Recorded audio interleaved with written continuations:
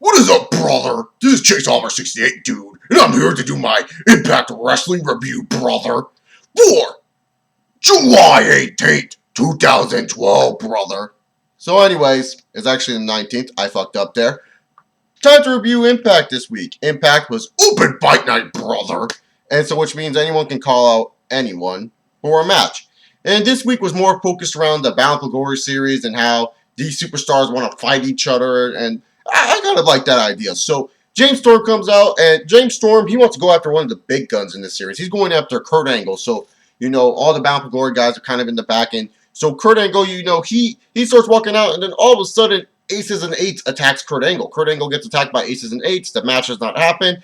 And you can kind of get a hint on maybe who Aces and Eights is by who have they been attacking, where it comes down to Hulk Hogan, Sting, and Kurt Angle. So kind of gives a little hint at maybe who Aces and Eights is and who they want to attack. But then we kind of see more of what they do later on tonight.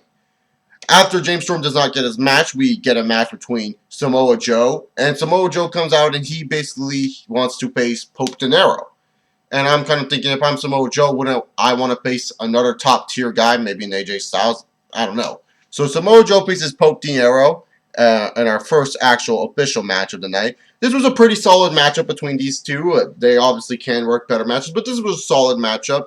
The ending was with Samoa Joe getting submission via an armbar, showing that Joe is once again being smart with how he's picking these matches and how he is choosing the way he wants to win, because submission gets you 10 points in the Bound for Glory series. So Samoa Joe is once again first place. Him and James Storm seem to be switching on and off with the first place here in the Bound for Glory series. So it's going to be kind of interesting. TNA does another pre-tape with Bobby Roode. He's talking to some weird guy. I don't even know who the fuck he is. And he's just asking Bobby Roode all these questions. And Bobby Roode just gets mad at him and is going to show the world tonight how his loss over Austin Aries was nothing more than a fluke. Alright, pretty decent segment there. So Jeff Hardy comes out to the ring, and we will find out who he's going to be facing. Jeff Hardy welcomes us, and he calls us creatures. Like, what the fuck, creatures? What a weirdo. And before Jeff Hardy can even announce, out comes Robbie E. Robbie E comes out, and he's like, yo, bro, I understand. Everyone's ducking me, dude. And I'm like, bro, no one's ducking you. No one wants to face you. In fact, right now, you're kind of a waste right now in TNA. And Jeff Hardy's like, why not? Let's wrestle. So Robbie and Jeff Hardy wrestle. It's a pretty standard match. Nothing really too much goes on here. But the thing about this match, which I did kind of like, was of how Robbie E won. Robbie E did win the match, and he won by via countout. Now, a lot of fans may be like, why is Robbie E winning matches? And I kind of agree with you, because I personally don't hate Robbie E as an in-ring worker, as a professional wrestler. It's just his gimmick I can't stand. That gimmick is just old. The Jersey Shore is not relevant that much anymore. I mean, really, to be honest, it's just a fad that went away, and I wish they kind of gave Robbie a different gimmick. This gimmick just kind of feels very plaid and boring, but Robbie E won because of countout, and it doesn't really hurt Jeff Hardy too much, and it keeps the Bound for Glory series a little bit more competitive. But then at the same time, I'm wondering, when did Pope, a guy that people actually like in TNA, character in ring and almost everything else, would be better suited to beat Jeff Hardy in a countout than Robbie E? I don't know. Just saying there. I think Robbie E should not be winning this match. So Robbie E wins, and then ODB is backstage, and she's looking for Eric Young. She's calling Eric Young's cell phone, and Eric Young's right by her. And then all of a sudden, Eric Young talks about a new TV show he's getting, and I was like, what? And then I just don't know what they're going with this. It never was explained that night. It's like later in the night what they were going to do with this. It was just random and awkward. We go on and we get Christopher Daniels. He's pretty much talking about how, why doesn't AJ just come out? AJ needs to come out already. It's annoying that AJ is just like hiding the fact that he's not coming out to this whole fucking the girl type of thing. And I don't know, is Daniels really drinking like martinis, apple-tinis and shit during the show? Because if so, that's pretty badass. But it's just a random thought, because you just always see Daniels drinking. And I do really like this kind of intellect, kind of douchebag Daniels that he's putting on there. But why does it always have to be a feud with AJ Styles? Just please tell me why. Yeah, so it's time for some gut check. You know, one of my favorite concepts here in TNA, the gut check concept. And this week's gut check concept was featuring Sam Shaw. And I saw Sam Shaw, I saw his tattoos, and I saw his shorts, and I'm like, dude, this guy's like a hybrid of John Cena in ring gear and Batista and Wade Barrett tattoos. What the fuck? I mean, he just kind of looked awkward, but I was like, you know what, maybe I'll give this kid a chance. Before Sam Shaw could really say too much, you know, he was just saying, I'm going to make TNA awesome. And I'm like, oh, okay, you do that. And then all of a sudden, he gets attacked by Aces and Eights. And I'm like, well, why are they attacking Sam Shaw? I mean, I understand attacking big name superstars and causing havoc in TNA. That's cool, but Sam Shaw, really? I mean, is it like, I don't understand why attacking Sam Shaw was a big deal for Aces and Eights. I mean, the gut check concept is supposed to introduce to us the new stars, and this guy never really got a chance to be, you know, utilized. He was just utilized to advance Aces and Eights.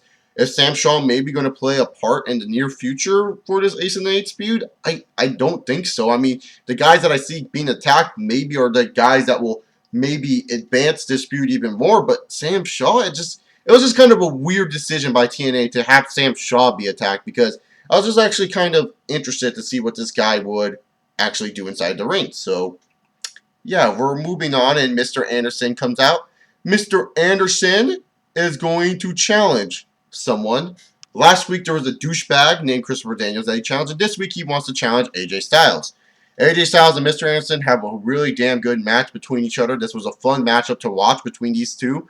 And Mr. Anderson picks up the win, and I really do like that Anderson picked up the win here because, you know, AJ Styles, if he's doing that one feud with, you know, Daniels and the baby mama, you know, it's best to kind of keep Mr. Anderson going and being competitive in the Bound for Glory series, because he could win it. You know, last year Robert Roode won it out of nowhere, and so why can't Mr. Anderson? I mean, I'm not saying I would prefer him to win it. I'm just saying it leaves more opportunities and more close competition for this Bound for Glory series. So Anderson wins, and AJ all of a sudden comes out. Claire comes out, and she starts talking on the mic, and she says, "Look, AJ, just come out clean." And then AJ gets on the mic too, and she's like, "Look, we can talk about this in the back." And Claire's like, "No, we're talking about this now." And then all of a sudden she's like, "Oh yeah, I have proof. I have proof right here from cell phone pictures." And the pictures that she took out really do not look like pictures from a cell phone. Just a little nitpick there, but just saying, it didn't look like anything that you would see from a cell phone picture. And so then afterwards, she takes out the pictures and shows AJ with the Coors Light, and he's all fucked up, and shows her laying on him, and there's like weird pictures in there, and I'm like, oh shit, dude, they're taking this feud to the next level. They actually did a good job with this. I mean, I know a lot of fans are not interested in it, and the reason why I'm interested into it is because, first off, I was a soap opera fan, so this is kind of like a Days of Our Lives, General Hospital type of storyline. It's not the worst storyline I've ever seen, but it's pretty interesting, I will say that. It's a fun little storyline, and it shows that AJ fucked that girl up. I wonder if the baby will be born anytime soon. Could be interesting. But so we go backstage, and we have Rob Van Dam. You know, he's calling out Christopher Daniels, and Daniels and Rob Van Dam have a pretty good matchup. Christopher Daniels wins, and to me, I really do like that Rob Van Dam is not always winning matches, because, like I said, I want more competitiveness in the Bound for Glory series. I want more competition in there that you can believe that could win it. Daniels is a guy that you can believe that can win it, but at the same time, it's kind of like, you know, why not have RVD win? You know, TNA's highest segments, I believe, are from RVD. RVD is a very popular superstar, so why not have it win? Maybe they're doing a RVD Samoa Joe type of segment last year where RVD keeps losing matches. Just saying, I just think that Daniels, even though he won, and it's good that he won because of more competitive nature, it's just like, if you think about it, you know, RVD, you know, he's more featured than Daniels. He's a more well-branded name. I mean, I would feature RVD in this Bound for Glory series and make sure him and Jeff Hardy are in the finals to get more interest to the pay-per-view. But the one thing that I think TNA is using to their advantage, and Spike TV as well, and I hate, and I'm going to rant about this for a little bit, is that, you know, how I talked about how RVD is probably one of their most well-watched segments on the show. Well, TNA, with Spike TV, and Spike TV has Bellator, decided, oh, we're going to put this little play-by-play guy from Bellator on our show. And being an MMA fan and wrestling fan, can you guys please stop integrating the two? When TNA was on Spike TV with the UFC, the only time TNA ever integrated with the UFC, and this is because Dana White is a big Hulk Hogan fan, is when Hulk Hogan was announcing that he was going on Impact Wrestling. Makes sense because, first off, Hulk Hogan is a huge name for professional wrestling industry. He's a guy that people can know. People know who the hell Hulk Hogan is, brother. If you don't, dude, you must be sick in the head. But no one knows this play-by-play fucker. No one knows who the hell it is. And if you want to integrate whoever the hell it is, if you want to integrate who in the hell is, a guy from Bellator and also a guy who's under a TNA contract, why not do Keen Mo? Keen Mo is a MMA fighter from Strikeforce, possibly one of the biggest names to come out of Strikeforce before he got tested positive for Direxolin. Why not feature him? He's a guy that's going to be on your TNA roster. Why not feature King Mo? Because he is also going to be fighting on Bellator and TNA.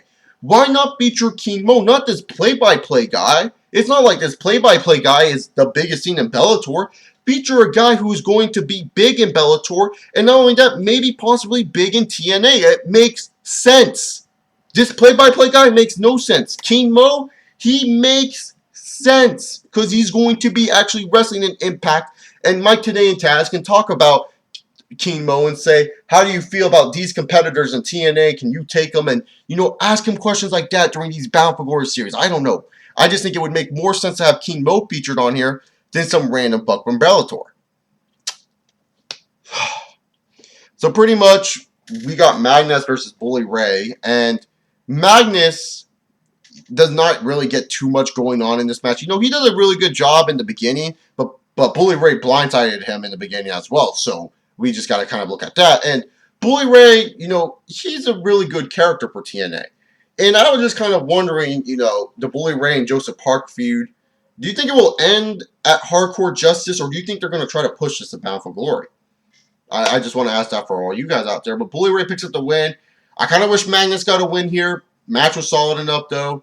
And not really too much to nitpick about this segment. So let's move on. So now we get on to the main event of the evening. Oh, before the main event, Chavo Guerrero is coming to TNA next week. That seems pretty interesting.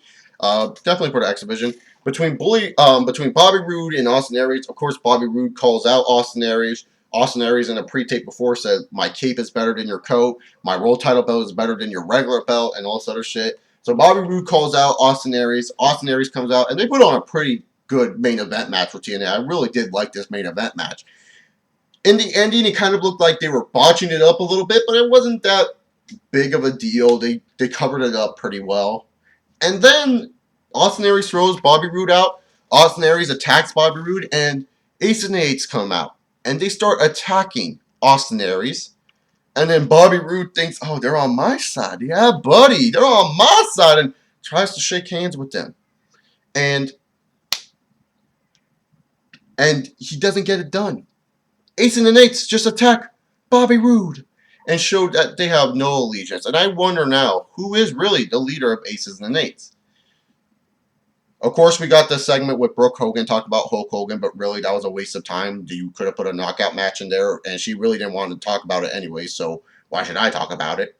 But this episode of Impact, I would say it wasn't really one of the best. Some of the booking decisions that I thought were pretty alright. Some of the matches were fun to watch, AJ Styles and Kennedy, as well as Bobby Roode and Austin Aries, but with Hardcore Justice coming up soon, I wonder if TNA is really, really going to try their hardest to put on a very good Hardcore Justice card. Because, honestly, I don't know any matches for Hardcore Justice right now. And hopefully there is some matches announced. But overall, this was a solid Impact show. Really did like the open fight night scheme with the Bound for Glory series. It was an interesting concept. So, yeah, this Impact show gets a solid C+ from me. Nothing really too much to go in here. Good in-ring action, and that's pretty much it. So what do you guys think about this week's Impact? Comment down below your thoughts. Subscribe if you liked it. Remember, Hulk Hogan and Aces of Eights and stuff like that. This is Chase Oliver 68, and I say, see you all later.